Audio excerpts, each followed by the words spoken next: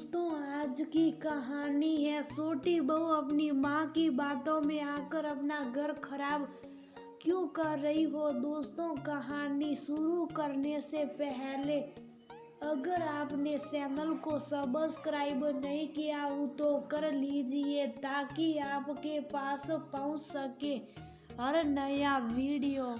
Mummy जी, विश्वास नहीं होता कि जिसका मुझे इंतजार इतने सालों से था वो दिन इस तरह से आ जाएगा। मुझे अपने ही कानों पर विश्वास नहीं हो रहा कि मम्मी जी मेरे लिए कुसुम देवरानी को डांट रही हैं। यही कुसुम कल तक उनके लिए क्या नहीं थी। बात बात पर इसकी वजह से सबके सामने मम्मी जी मुझे सार बातें सुना देती थी। चलो देर से ही सही पर वह मुझे समझी यही मेरे लिए बहुत है। जिस घर में सास बहू की नहीं बनती वह घर कहाँ रहता है। मैं कब से इस बात का इंतजार कर रही थी। नैना अपने पति मनोहर से कहती है। मनोहर बोला, इसलिए तो मैं तुम्हें कहता था कि इंतजार करो, सच्चाई एक न एक दिन सबके सामने आएगा। नैना, सब्र का फल मीठा होता है। मानता हूँ पिछले 7 साल से तुम माँ की कड़वी बातों को चुपचाप सुनती आई, पर आज देखो माँ तुम्हारे लिए घर वालों से लड़ रही हैं। जो सही होते हैं उन्हें कुछ साबित करने की जरूरत नहीं पड़ती। समय सबको सब कुछ साफ साफ दिखा देता है। नैना अपने आंसुओं को पोंछते हुए कमरे से बाहर गई और अपनी सास लता जी को धीरे से बोली, मम्मी जी बस कीजिए, माफ कर दीजिए इसे। देखिए बाहर वाले भी सुन रहे हैं। आखिर ये हमारे घर की बात है, जो भी समझाना है घर के अंदर चलकर समझाइए। लता जी गुस्से में बोली, बहू इसने कब घर की लाज रखी जो मैं इसे समझूं। तुम इसे माफ करने की बात कर रही हैं जो घर तो घर बार वालों के सामने भी ये तुम्हारी बुराई करने में पीछे नहीं हटी। नैना बोली, मम्मी जी आपको मेरी कसम, घर के अंदर चलिए फिर हम बात करते हैं। नैना लता जी को समझाते हुए घर के अंदर लेकर आई तो कुसुम बोली, भाभी मेरे लिए आपको मान बनने की कोई जरूरत नहीं है, मैं अपना देख लूंगी, आप अपना संभालिए। घर में सबसे ज्यादा कमा कर मेरा पति लाता है और मम्मी जी को अगर आप में त्याग की देवी दिख रही हैं तो अब आप ही इन लोगों को संभालिए। इतना कहते हुए कुसुम गुस्से में अपने कमरे में चली गई। लता जी बोली, देखा इसकी लंबी जुबानी से तो बड़ों की इज्जत का कोई ख्याल नहीं है। आज तक मुझे तुम्हारे बारे में कुछ ना कुछ कहती थी और मैं ना समझ जो इसकी बातों में आ जाती थी। आज तो रंगे हाथ पकड़ी गई, घर के अनाज बेच रही थी और पड़ोसियों को बोल रही की थी तुमने बेचने के लिए कहाँ है। बताओ लोग क्या सोच रहे होंगे कि इसके घर में खाने के लाले पड़ गए जो इसकी बहू घर के अनाज बेच रही है। नैना बोली, मम्मी जी छोटा मुंह, बड़ी बात पर जितनी गलती कुसुम की है कहीं ना कहीं आपकी भी है। आप भी मुझे पहले से जानती हैं, फिर आप कुसुम की बातों में आ गई।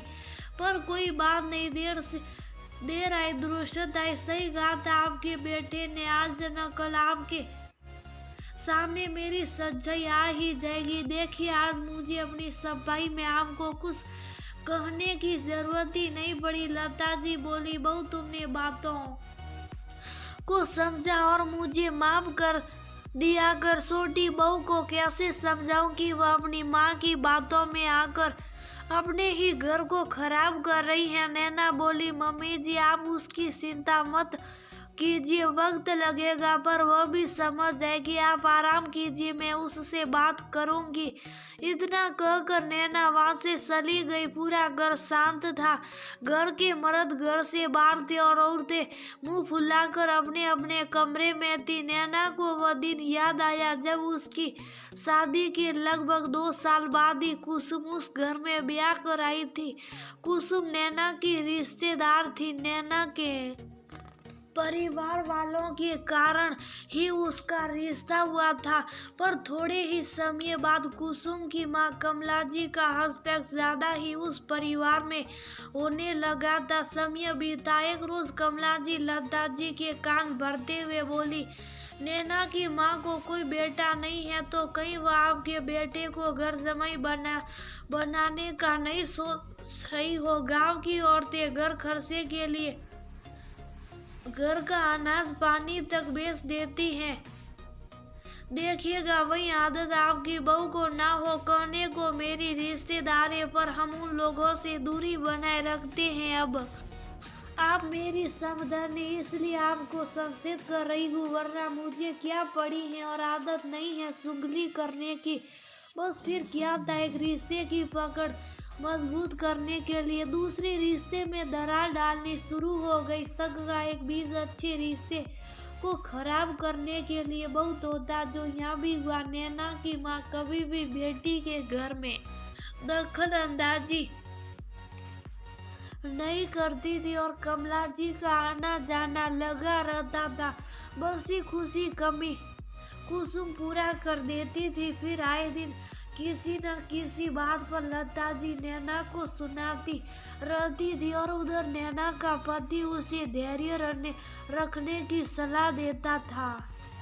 कुसुम की बेफिजूल के खर्चों की वजह से उसका पति उसे पैसे नहीं देता, तो कुसुम घर के अनाज को बेचकर अपने शौक पूरे करती थी। जब लता जी पूछती कि अनाज कम कैसे हो रहा, तो कुसुम नैना का नाम लगा देती। कमला जी आए दिन नैना को फोन करके कहती, छोटी बहन का ध्यान रखना, उसका घर बसा रही, इसका ध्यान अब तुम्हें ही रखना होगा। जिसकी वजह से नैना चुप्पी साधे रहती पर पति को सारी बात बताती। आखिर वह करती भी तो क्या। धीरे धीरे समय बीतने लगा। लता जी सोचती, नैना तो कहीं घर से बाहर जाती नहीं, पूरा दिन घर में लगी रहती, फिर पैसे वो कब खर्च करती है। सर्दी का मौसम था, लता जी सर पर धूप सेक रही थी। अचानक से उनकी नजर नीचे की दुकान पर खड़ी कुसुम पर गई, जो सूखे से थैली छुपाते हुए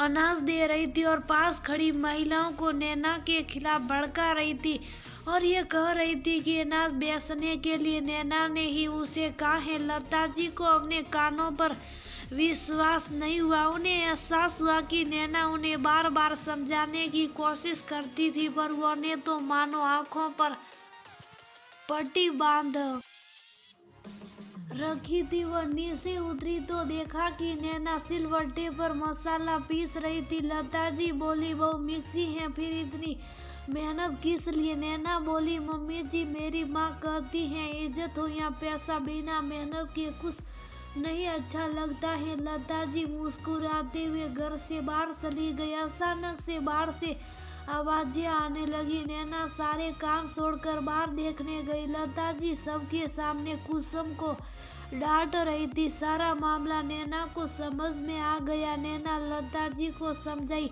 कहीं ना कहीं कुसुम की गलती में उनका भी हाथ था। अगर वो पहले ही नैना की बात को मान लेती तो बात इतनी आगे नहीं बढ़ती।